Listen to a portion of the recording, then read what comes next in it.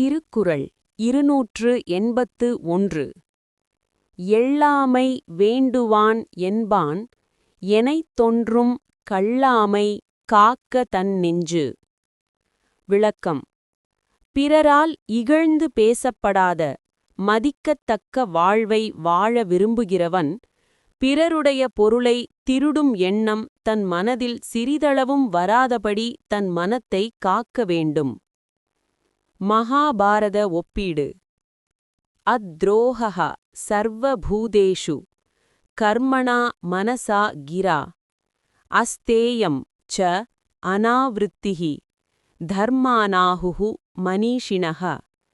எல்லா உயிர்களிடமும் துரோகம் செய்யாமல் இருப்பதும் செயல், வாக்கு மற்றும் மனதினால் பிறர் பொருளை விரும்பாமல் இருப்பதும் உயர்ந்த தர்மம் என்று அறிஞர்கள் கூறுகிறார்கள்.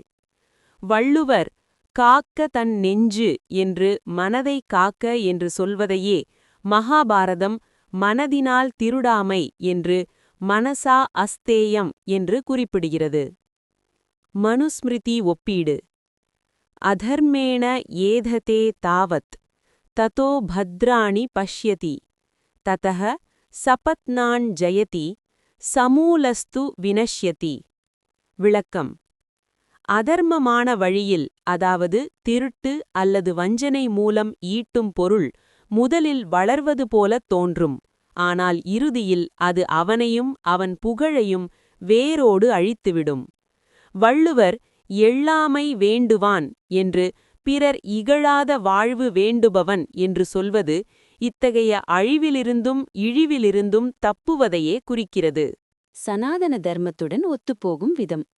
இந்த குறள் சனாதன தர்மத்தின் அஸ்தேயம், அதாவது திருடாமை என்ற மிக முக்கியமான அறப்பண்பை விளக்குகிறது. 1. யமம். யோக சாஸ்திரத்தில் பதஞ்சலி யோக சூத்திரம் ஒரு மனிதன் கடைபிடிக்க வேண்டிய முதல் 5 ஒழுக்கங்களில் யமம் என்பது 3ஆவதாக வைக்கப்பட்டுள்ளது. அதாவது உடல் ரீதியாக திருடுவது மட்டுமல்ல, மனதளவில் பிறர் பொருளுக்கு ஆசைப்படுவதும் திருட்டே ஆகும். 2. நெஞ்சை காத்தல். சனாதன தர்மம் மனம்தான் எல்லாவற்றிற்கும் காரணம், மன ஏவ காரணம் என்கிறது. செயல் செய்வதற்கு முன்னால் எண்ணம் தோன்றுகிறது. எண்ணம் தோன்றும்போதே அதைத் தடுத்தால், அதாவது நெஞ்சை காத்தால் மட்டுமே ஒருவன் திருடன் என்ற இழிவிலிருந்து தப்ப முடியும். 3. கர்மபலன். பிறர் பொருளை அபகரிப்பது ஒருவனின் புண்ணியத்தை அழித்துவிடும். பிறர் சொத்து பாம்பின் நஞ்சு என்ற கருத்து சனாதன தர்மத்தில் உண்டு. ஒருவன் மதிக்கத்தக்க நிலையை அடைய வேண்டுமானால் அவனது செல்வம் நேர்மையான வழியில் வந்ததாக இருக்க வேண்டும். திருக்குறள் 282. திருக்குறள். உள்ளத்தால் உள்ளலும் தீதே பிறன் பொருளை கள்ளத்தால் கள்வேம் எனல். விளக்கம். அடுத்தவனுடைய பொருளை திருடவோம் என்று ஒருவன் தன் உள்ளத்தால் நினைப்பது கூட பாவமானது. அது தீமையையே தரும். திருடுவது மட்டுமல்ல, திருட எண்ணுவதே குற்றம் என்பது இதன் சாரம். மகாபாரத ஒப்பீடு. பரத்ரவ்யேஷு அவித்யானம் மனசாபி ந சிந்தயேத் மனசா கச்சிதமேவ ஆஹுः கர்மணா அபி விசிஷ்யதே. விளக்கம். பிறருடைய பொருளை பரத்ரவ்யே திருடுவதைப் பற்றி மனதாலும் சிந்திக்கக்கூடாது. ஏனெனில் ஒருவன் மனதினால் எதைச் சிந்திக்கிறானோ அது செயலை விடவும் வலிமையான விளைவை தரும், வினை பயனை தரும். வள்ளுவர் உள்ளத்தால் உள்ளலும் தீதே என்று சொல்வதையே மகாபாரதம் மனசாபி ந சிந்தயேத் மனதாலும் சிந்திக்காதே என்கிறது. மனுஸ்மிருதி ஒப்பீடு. பரத்ரவ்யேஷ்வ அபித்யானம் மனசா நிஷ்டசிந்தனம் விதத அபினிவேஷஸ்ச த்ரிவிதம் கர்ம மானசம். விளக்கம். பிறர் பொருளை அபகரிக்க விரும்புதல், அபித்யானம் பிறருக்குத் தீங்கு நினைக்க கருதுதல், வீணான பிடிவாதம் கொள்ளுதல் ஆகிய இம்மூன்றும் மனதினால் செய்யப்படும் பாவங்கள். திருடும் எண்ணம் தோன்றும்போதே அது ஆன்மாவை அசுத்தப்படுத்துகிறது என்பதை மனு இங்கு தெளிவுபடுத்துகிறார். சனாதன தர்மத்துடன் ஒத்துப்போகும் விதம். இந்த குறள் சனாதன தர்மத்தின் மனம் மற்றும் கர்மவினை பற்றிய நுட்பமான உண்மைகளை விளக்குகிறது. மானச பாபம், மென்டல் சின். சனாதன தர்மத்தின்படி ஒருவன் கத்தியால் ஒருவரை கொல்வது உடல் சார்ந்த பாவம் என்றால் அவரை பிடிக்காது என்று நினைப்பது மனசார்ந்த பாவம். திருட்டு என்பதில் உடல் செயல் நடக்காவிட்டாலும் எண்ணம் உருவாகும்போதே கர்மவினை பதிவாகத் தொடங்குகிறது. அஸ்தேயம், நான் ஸ்டீலிங். யோக சாஸ்திரத்தில் அஸ்தேயம் என்பது பிறர் பொருளை தொடாமல் இருப்பது மட்டுமல்ல, பிறர் பொருளை பார்க்கும்போது இது எனக்கு கிடைக்காதா என்ற ஆசையே இல்லாமல் இருப்பதாகும். விதை மற்றும் விருட்சம். எண்ணம் என்பது ஒரு விதை, செயல் என்பது மரம். விதையிலேயே நஞ்சு இருந்தால் மரம் நஞ்சாகத்தான் இருக்கும். எனவேதான் வள்ளுவர் செயலை விட எண்ணத்திற்கு, அதாவது உள்ளத்தால் உள்ளுதல்க்கு முக்கியத்துவம் அளிக்கிறார். சித்ரகுப்தன் கணக்கு. புராண ரீதியாக சொன்னால் மனிதனின் எண்ணங்களையும் சித்ரகுப்தன் குறித்துக் கொள்வார் என்பார்கள். இது ஒருவன் தன் மனதை எவ்வளவு விழிப்புணர்வுடன் வைத்திருக்க வேண்டும் என்ற சனாதன தர்மத்தின் எச்சரிக்கையாகும். திருக்குறள் 283. களவினால் ஆகிய ஆக்கம் அளவிறந்து ஆவது போல கெடும். விளக்கம். திருட்டு அல்லது தவறான வழியில் சேர்க்கப்படும் செல்வமானது எல்லையில்லாமல் வளர்ந்து கொண்டே போவது போல தோன்றும். ஆனால் அந்த வளர்ச்சியே அது முற்றிலும் அழிவதற்கு காரணமாகிவிடும். மகாபாரத ஒப்பீடு. அதர்மேன ஏததே தாவத் ததோ பத்ராணி பஷ்யதி ததஹ சபத்னான் ஜயதி சமூலஸ்து வினஷ்யதி. விளக்கம். அதர்மமான வழியில் பொருள் தேடுபவன் முதலில் செழிப்பார், ஏததே. பிறகு மங்களமான பொருட்களை அடைவார், பகைவர்களையும் வெல்வார். ஆனால் இறுதியில் அவன் வேரோடு, சமூலஸ்து, அழிந்து போவான். வள்ளுவர் ஆவது போல கெடும் என்று வளர்வது போல தோன்றி அழியும் என்று சொல்வதையே மகாபாரதமும் ஏததே வினஷ்யதி என்கிறது. 3. மனுஸ்மிருதி ஒப்பீடு. அதர்ம பிரபவோ விருத்திஹி அந்நியாயேன ச சஞ்சிதஹ க்ஷிப்ரம் ஏதி விநாசம் து சமூலமிவ சஞ்சயஹ. விளக்கம். அநீதியான முறையில் சேர்க்கப்பட்ட செல்வம் அந்நியாயேன ச சஞ்சிதஹ மிக வேகமாக வளர்வது போல தெரிந்தாலும் அது மிக விரைவிலேயே அதன் உரிமையாளருடன் சேர்த்து அழிந்துவிடும். வள்ளுவர் அளவிறந்து ஆவது போல என்ற அதன் வேகமான போலி வளர்ச்சியை சுட்டிக்காட்டுவது மனுவின் கருத்தோடு ஒத்துள்ளது. சனாதன தர்மத்துடன் ஒத்துப்போகும் விதம். இந்த குறள் சனாதன தர்மத்தின் அநீதி செல்வம், அதாவது அன்ஜஸ்ட் வெல்த் மற்றும் கர்ம நியதி பற்றி விளக்குகிறது. மாய ஆக்கம், அதாவது இல்யூஷன் ஆஃப் growth. சனாதன தர்மம் பாவத்தால் வரும் செல்வத்தை நஞ்சு கலந்த பால் என்கிறது. அது பார்ப்பதற்கு பொலிவாக தெரிந்தாலும் குடிக்கும்போது உயிரை பறிக்கும். திருட்டு பொருள் தரும் செழிப்பு ஒரு மாயை. சமூல விநாசம். திருடிச் சேர்த்த பொருள் போகும்போது தான் மட்டும் போகாது, அந்த திருடன் நேர்மையாகச் சேர்த்த செல்வத்தையும் அவனது நிம்மதியையும் அவனது சந்ததியையும் சேர்த்தே அழிக்கும் என்பது சாஸ்திர நம்பிக்கை. இதையே வள்ளுவர் கெடும் என்ற ஒற்றை சொல்லில் முடிக்கிறார். அபரிக்கிரகம், அதாவது நான் பொசசிவ்னஸ். தனக்கு தகுதியில்லாத அல்லது உழைக்காத பொருளை வைப்பதையே யோக சாஸ்திரம் தடை செய்கிறது. பிறர் சொத்து குலநாசம் என்ற பழமொழி இக்குறளின் சாரமாகும். திருக்குறள் 284. களவு செய்வதில் ஒருவனுக்கு ஏற்படும் அதீத விருப்பம், ஆசை, அவனது வாழ்க்கையை எப்படி துன்பத்தில் ஆழ்த்தும் என்பதை விளக்குகிறது. திருக்குறள் 284. களவின் கண் கன்றிய காதல், விளைவின் கண் வீயா விழுமம் தரும். விளக்கம். பிறர் பொருளை திருடுவதில் ஒருவனுக்கு உண்டாகும் மிக அதிகப்படியான ஆசையானது அதன் முடிவு காலத்தில் விளைவின் கண் நீங்காத பெரும் துன்பத்தை தரும். மகாபாரத ஒப்பீடு. லோபாத் பாபம் பிரவர்த்ததே, லோபாத் துரோகக பிரவர்த்ததே, லோபாத் நரக பாபாதோ, லோபாத் துக்கம் அனந்தகம். விளக்கம். பேராசையாலேயே பாவம் பிறக்கிறது, பேராசையாலேயே துரோகம் விளைகிறது. அந்த ஆசையினால் ஒருவன் நரகத்தையும் முடிவற்ற துன்பத்தையும், துக்கம் அனந்தகம், அடைகிறான். வள்ளுவர் வீயா விழுமம் என்று எதை சொல்கிறாரோ அதையே மகாபாரதம் அனந்த துக்கம் என்று குறிப்பிடுகிறது. மனுஸ்மிருதி ஒப்பீடு. அத்தியாயம் 8. ஸ்தேனேன யத் கிருதம் பாபம் சர்வம் ததன்ருணே பவேத் தஸ்மாத் சர்வபூதேபியः அபயம் பிரயச்சேத் சததா நரஹ. விளக்கம்: திருடன் பிறருடைய பொருளை திருடும்போது அந்த பொருளின் உரிமையாளருடைய துன்பங்களையும் பாவங்களையும் அவன் சேர்த்து பெறுகிறான். அத்தகைய பேராசை அவனை மீள முடியாத துயரத்தில் தள்ளும். வள்ளுவர் விளைவின் கண் என்று அதன் இறுதி பலனை குறிப்பிடுவது சனாதன தர்மம் சொல்லும் கர்மபலன் கொள்கையோடு ஒத்துப்போகிறது. சனாதன தர்மத்துடன் ஒத்துப்போகும் விதம். இந்த குறள் சனாதன தர்மத்தின் லோபம், பேராசை மற்றும் அதன் விளைவுகளைப் பற்றிய எச்சரிக்கையாகும். கன்றிய காடல், இன்டென்ஸ் கிரீட். சனாதன தர்மம் சொல்லும் 6 உட்பகைகளில் அரிஷட் வர்க்கத்தில் லோபம் முக்கியமானது. திருடும் எண்ணம் ஒரு பழக்கமாக மாறும்போது கன்றிய காதல் அது புத்தியை அழித்துவிடும். வீயா விழுமம், அண்டயிங் சாரோ. ஒருவன் திருடி சேர்த்த பொருளை அனுபவிக்கும்போது அது இன்பமாக தோன்றலாம். ஆனால் அதன் வினையாக வரும் தண்டனை தீராத மன உளைச்சலையும் சமூக பழியையும் தரும். நரககதி. சாஸ்திரங்களின்படி பிறர் சொத்தை திருடுபவன் ரௌரவம் போன்ற நரக துயரங்களை அடைவான் என கூறப்படுகிறது. இதையே வள்ளுவர் மிக நுட்பமாக விழுமம் என்ற சொல்லால் குறிக்கிறார். திருக்குறள் 285.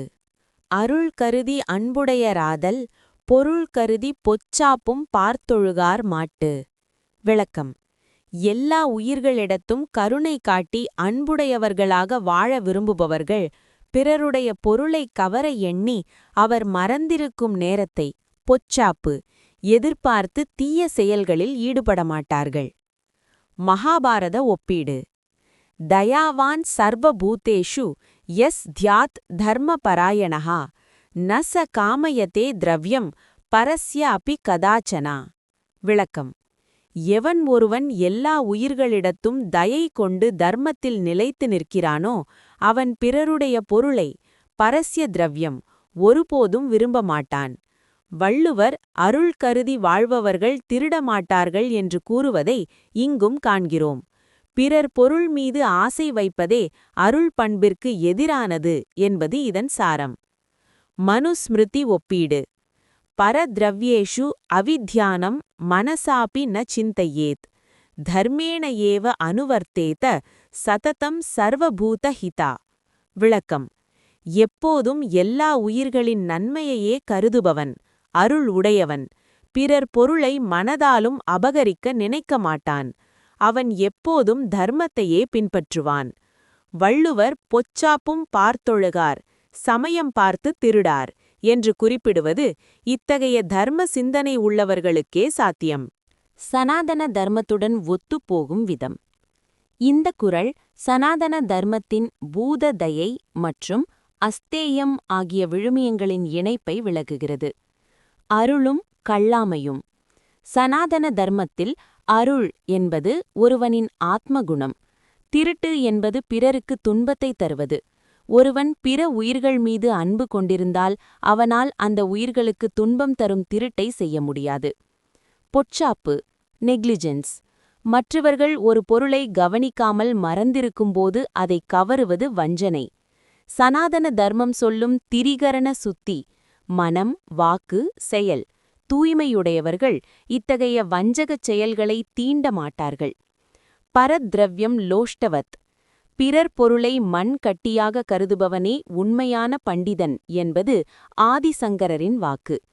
பிறர் பொருளில் இன்பம் காண்பவன் அருளாளனாக முடியாது என்ற சனாதன கொள்கையை வள்ளுவர் அன்புடையார் மாட்டு என்ற வரிகள் மூலம் உறுதிப்படுத்துகிறார். திருக்குறள் 286. அளவின்கண் நின்றொழுகல் ஆற்றார், களவின்கண் கன்றிய காதலவர். விளக்கம்: தன்னுடைய வருமானத்திற்கும் தகுதிக்கும் ஏற்றபடி நேர்மையான வழியில் வாழத் தெரியாதவர்கள் திருட்டுத் தொழிலின் மேல் மிகுந்த பற்று கொண்டவர்களாக மாறிவிடுவார்கள். அதாவது ஆசைகளை கட்டுப்படுத்தி நேர்மையாக வாழத் தெரியாதவனே திருட்டை நாடுகிறான். மகாபாரத ஒப்பீடு. அசந்துஷ்டா துராச்சாரா லோபமோக பராயணாகா தே தியாயந்தி பரத்ரவ்யம் சதத்தம் பாப நிக்ரஹாகா. விளக்கம்: மனநிறைவு இல்லாதவர்கள், அசந்துஷ்டா, தீய நடத்தை உடையவர்கள், பேராசை மற்றும் மோகத்தில் மூழ்கியவர்கள் எப்போதும் பிறர் பொருளை, அதாவது பரத்ரவ்யம், கவரவே சிந்தித்துக் கொண்டிருப்பார்கள். அவர்களால் தர்மத்தின் வழியில் நடக்க முடியாது. வள்ளுவர் அளவின்கண் நின்றொழுகல் ஆற்றார், அதாவது நேர்மையான வரம்பிற்குள் வாழத் தெரியாதவர் என்று குறிப்பிடுவது இந்த அசந்துஷ்டா, மனநிறைவு அற்ற நிலையையே குறிக்கிறது. மனுஸ்மிருதி ஒப்பீடு. யதாசக்தி அனிர்விண்ணஹா காரியம் குர்யாத் அதந்திரிதஹா அசந்துஷ்டோ ஹி லோபார்த்தி பாபகர்மானி விந்ததி. விளக்கம்: தன் சக்திக்கு ஏற்ப சோர்வின்றி உழைக்காதவனும் இருப்பதை வைத்து திருப்தியடையாதவனும் பேராசையினால் உந்தப்பட்டு பாவச் செயல்களில், அதாவது திருட்டு போன்றவற்றில் ஈடுபடுவான். வள்ளுவர் களவின்கண் கன்றிய காதல், அதாவது திருட்டின் மேல் கொண்ட தீராத ஆசை என்று சொல்வது தர்மத்தின் அளவை மீறுவதால் வரும் விளைவாகும். சனாதன தர்மத்துடன் ஒத்துப்போகும் விதம். இந்த குறள் சனாதன தர்மத்தின் சந்தோஷம் மற்றும் அர்த்த, செல்வம் பற்றிய தத்துவங்களை விளக்குகிறது. அளவின் கண் நின்றொழுகல், லிவிங் விதின் மீன்ஸ். சனாதன தர்மத்தில் சந்தோஷம் என்பது ஒரு முக்கியமான ஒழுக்கம், நியமம். தனக்கு கிடைத்ததைக் கொண்டு நேர்மையாக வாழத் தெரியாதவன் தன் புலன்களுக்கு அடிமையாகிறான். புலனடக்கம் இல்லாத இடத்தில்தான் களவு பிறக்கிறது. கன்றிய காதல், ஒப்செஷன். ஒருவன் நேர்மையான உழைப்பை, தர்மத்தை விடும்போது அவனுக்கு குறுக்கு வழியில் பொருள் ஈட்டுவது ஒரு போதை ஏற்படுகிறது. இது அவனை மேலும் மேலும் பாவக்குழியில் தள்ளும். தர்ம அர்த்த தொடர்பு. சனாதன தர்மத்தின்படி அர்த்தம் என்பது எப்போதும் தர்மத்தை ஒட்டியே இருக்க வேண்டும். தர்மத்தை மீறிய செல்வம், களவு ஒருவனின் ஆன்மீக முன்னேற்றத்தை தடுக்கும். திருக்குறள் 287. களவென்னும் காரறிவாண்மை இல்லார் அளவென்னும் ஆற்றல் புரிந்தொழுகல் ஆற்றார். விளக்கம்: களவு என்று சொல்லப்படும் இருண்ட, அதாவது அறியாமை நிறைந்த புத்தியை உடையவர்கள் நேர்மை என்று சொல்லப்படும் மேலான ஆற்றலை பின்பற்றி வாழும் வல்லமையை இழந்துவிடுவார்கள். அதாவது திருட்டு புத்தி உடையவர்களுக்கு அறநெறி புத்தி வேலை செய்யாது. மகாபாரத ஒப்பீடு. அஜ்ஞான பிரபவோ லோபாத் மோகாத் அதர்ம சந்ததிஹி ந விந்ததி புத்திம் தர்மிஷ்டாம் யஹ பாப பராயணஹ. விளக்கம்: பேராசையானது அறியாமையிலிருந்து பிறக்கிறது. மோகத்தினால் அதர்மம் பெருகுகிறது. எவன் பாபச் செயல்களில், திருட்டு போன்றவை மூழ்கியிருக்கிறானோ அவனுக்கு தர்மத்தில் நிலைத்திருக்கக்கூடிய புத்தி, அளவென்னும் ஆற்றல் ஒருபோதும் கிட்டாது. வள்ளுவர் அளவென்னும் ஆற்றல் புரிந்தொழுகல் ஆற்றார் என்று சொல்வது இந்த சத்வகுணத்தை, தர்மத்தை அடைய முடியாத நிலையையே குறிக்கிறது. மனுஸ்மிருதி ஒப்பீடு. தமசா லக்ஷணம் காமோ ரஜசஸ்த்வர்த்த உச்யதே சத்வஸ்ய தர்மஹ இத்யேஷாம் த்ரைவித்யம் கிரமஷஹ ஸ்மிருதம். விளக்கம்: தாமச குணத்தின் அடையாளம் காமம் மற்றும் பேராசை, திருட்டு எண்ணம். சத்வகுணத்தின் அடையாளம் தர்மம். தாமச குணத்தில் இருப்பவர்களுக்கு தர்மம் புரியாது. வள்ளுவர் அளவென்னும் ஆற்றல் புரிந்தொழுகல் ஆற்றார் என்று சொல்வது இந்த சத்வகுணத்தை, தர்மத்தை அடைய முடியாத நிலையையே குறிக்கிறது. சனாதன தர்மத்துடன் ஒத்துப்போகும் விதம். இந்த குறள் சனாதன தர்மத்தின் தமஸ், அதாவது இருள் அல்லது அறியாமை மற்றும் புத்தியோகம் பற்றி விளக்குகிறது. காரறிவாண்மை. சனாதன தர்மத்தில் தமஸ் என்பது அறியாமையின் இருள். திருடுவது என்பது ஒரு குறுக்கு வழி என்று புத்தி நினைப்பதே மிகப்பெரிய அறியாமை. ஏனெனில் கர்மவினையை யாரும் ஏமாற்ற முடியாது. இந்த உண்மையை அறியாததாலேயே இதை காரறிவு என்கிறார் வள்ளுவர். அளவென்னும் ஆற்றல். சனாதன தர்மத்தில் தர்மம் என்பது ஒரு ஆற்றல். அது ஒருவனை தாங்கி பிடிக்கிறது. தர்ம ஏவ ஹதோ ஹந்தி என்பது வாக்கு. திருடும் எண்ணம் ஒருவன் மனதில் புகுந்துவிட்டால் அந்த தர்ம ஆற்றல் அவனை விட்டு விலகிவிடும். அறியாமையின் விளைவு. தர்மத்தின் நுணுக்கங்களை அறியாதவன் பிறர் பொருளை நஞ்சாக பார்க்க மாட்டான் என்பது சாஸ்திர வாக்கு. இந்த அஞ்ஞானமே ஒருவனை அழிவுக்கு இட்டுச் செல்லும். திருக்குறள் 288. அளவறிந்தார் நெஞ்சத்து அறம் போல நிற்கும் களவறிந்தார் நெஞ்சில் கரவு. விளக்கம்: நேர்மையான வழியில் வாழும் அளவு அறிந்தவர்களின் நெஞ்சில் அறம் எவ்வாறு நிலைத்து நிற்குமோ அதுபோல களவு கலை தெரிந்தவர்களின் நெஞ்சில் மற்றவர்களை ஏமாற்றும் வஞ்சனை நிலைத்து நிற்கும். அதாவது நல்லவர் நெஞ்சில் அறம் பிரிந்து போகாது, திருடர் நெஞ்சில் வஞ்சனை நீங்காது. மகாபாரத ஒப்பீடு. தர்மோ ஜயதி நா தர்மஹ, சத்யம் ஜயதி நான்ருத்தம். தர்மே ரதானாம் சததம், தர்ம ஏவ ஹ்ருதி ஸ்திதஹ. விளக்கம். அதர்மம் அல்ல, தர்மமே வெல்லும். பொய் அல்ல, உண்மையே வெல்லும். எப்போதும் தர்மத்தில் ஈடுபாடு கொண்டவர்களின் இதயத்தில் ஹ்ருதி, தர்மமே நிலை பெற்று ஸ்திதஹ இருக்கும்.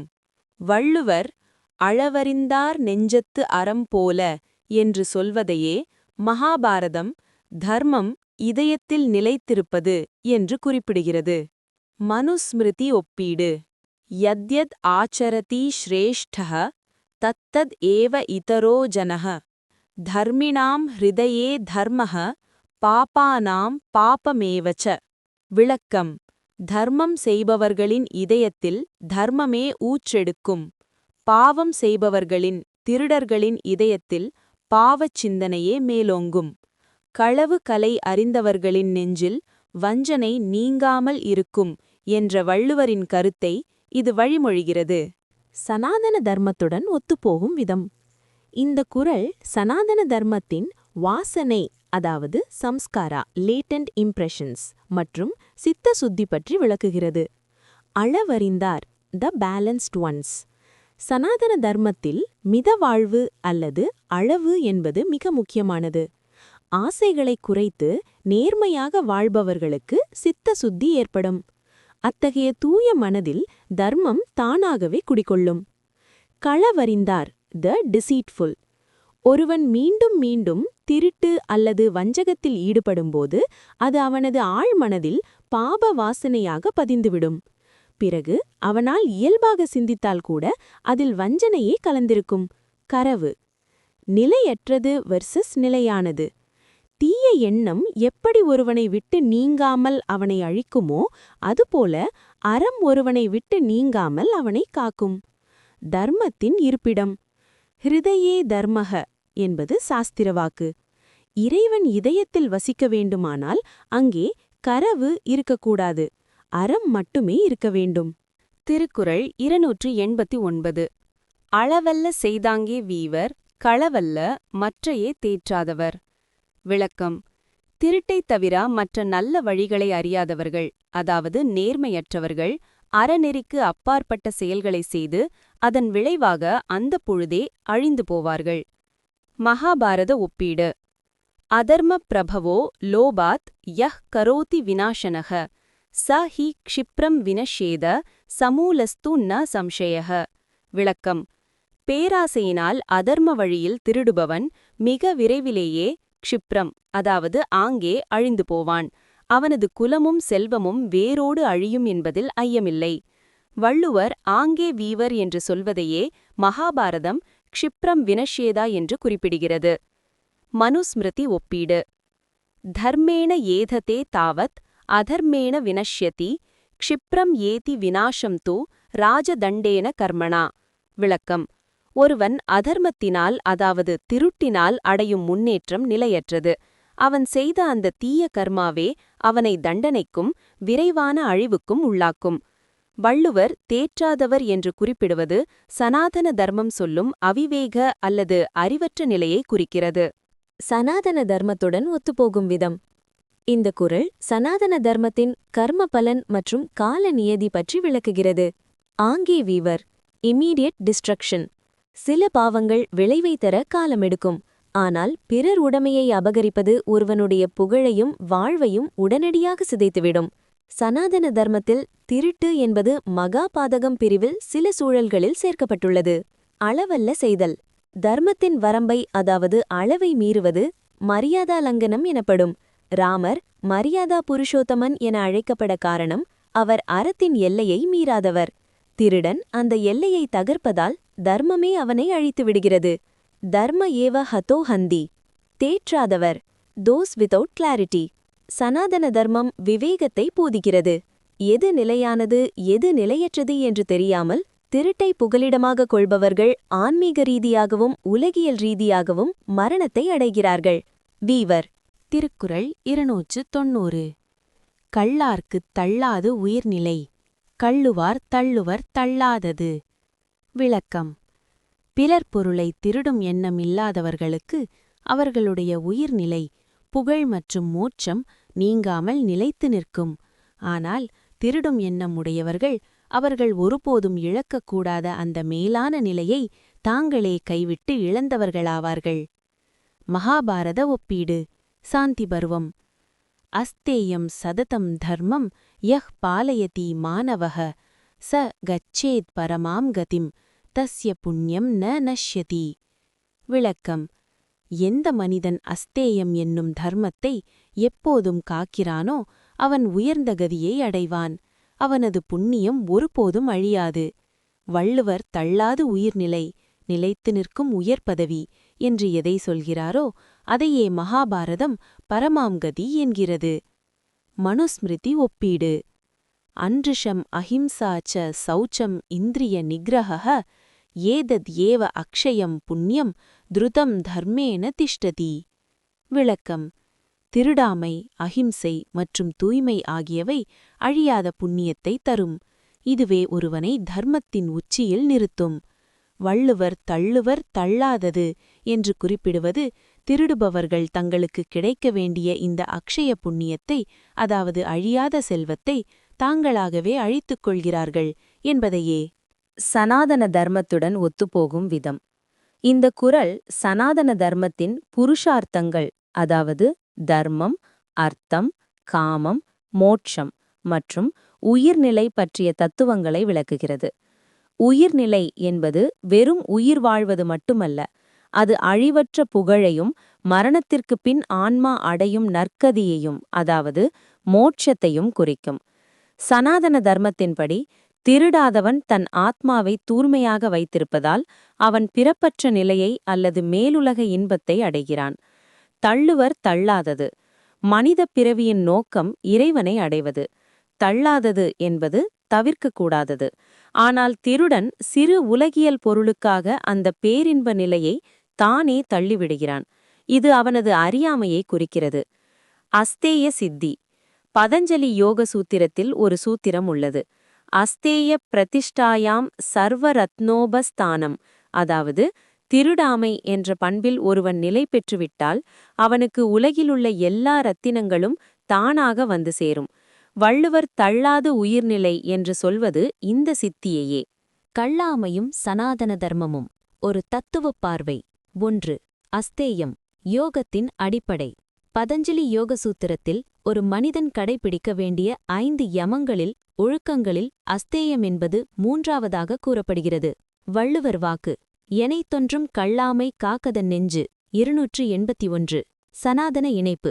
கள்ளாமை என்பது பிறர் பொருளைத் தொடாமல் இருப்பது மட்டுமல்ல, மனதாலும் விரும்பாமல் இருப்பதே உண்மையான அஸ்தேயம். உள்ளத்தால் உள்ளலும் தீதே என்ற வள்ளுவரின் கருத்து யோக சாஸ்திரம் வலியுறுத்தும் மானச அஸ்தேயம் என்பதன் நேரடி வடிவமாகும். 2. கர்ம பலனும் செல்வத்தின் தன்மையும். திருடிச் சேர்க்கும் செல்வம் நிலைக்காது என்பதும் அது ஒருவனை அழிக்கும் என்பதும் சனாதன தர்மத்தின் கர்ம வினை கொள்கையின் ஒரு பகுதியாகும். வள்ளுவர் வாக்கு. களவினால் ஆகிய ஆக்கம் ஆவது போல கெடும். 283. சனாதன இணைப்பு. அதர்மமான வழியில் ஈட்டும் செல்வம் ஒருவனின் குலத்தையே அழிக்கும் என்று மனுஸ்மிருதி எச்சரிக்கிறது. அநீதி செல்வம் சமூல விநாசம் என்ற வேரோடு அழிக்கும் என்ற கருத்தையே வள்ளுவர் இங்கு உலகியல் நீதியாக தருகிறார். 3. லோபம், பேராசை. 6 உட்பகைகளில் ஒன்று. சனாதன தர்மம் மனிதனை அழிக்கும் 6 உட்பகைகளில் அரிஷட் வர்க்கம் என்பதில் லோபம் என்பதை குறிப்பிடுகிறது. வள்ளுவர் வாக்கு. களவின்கண் கன்றிய காதல் வீயா விழுமம் தரும். 284. சனாதன இணைப்பு. பேராசை ஒருவனை திருடத் தூண்டுகிறது. அந்த ஆசையினால் வரும் துன்பம் வீயா விழுமம், அதாவது முடிவற்ற துயரமாகும். இது நரககதிக்கு இட்டுச் செல்லும் என்ற புராண கருத்துக்களை வள்ளுவர் இங்கு உலகியல் நீதியாக தருகிறார். 4. அருளும் கள்ளாமையும். திருட்டு என்பது மற்றொரு உயிருக்கு துன்பம் தருவது. சனாதன தர்மம் பூத தயை, எல்லா உயிர்களிடத்தும் கருணை என்பதை வலியுறுத்துகிறது. வள்ளுவர் வாக்கு. அருள் கருதி அன்புடையார் ஆதல் பொருள் கருதி பொச்சாப்பும் பார்த்தொழுகார். 285. சனாதன இணைப்பு. அன்பும் அருளும் உடைய ஒருவனால் பிறர் பொருளை அபகரிக்க முடியாது. பரத்ரவ்யம் லூஷ்டவத் என்ற சான்றோர் வாக்கு வள்ளுவர் காட்டும் அருளாளர்களின் இலக்கணமாகும். 5. உயிர்நிலை மற்றும் மோட்சம்.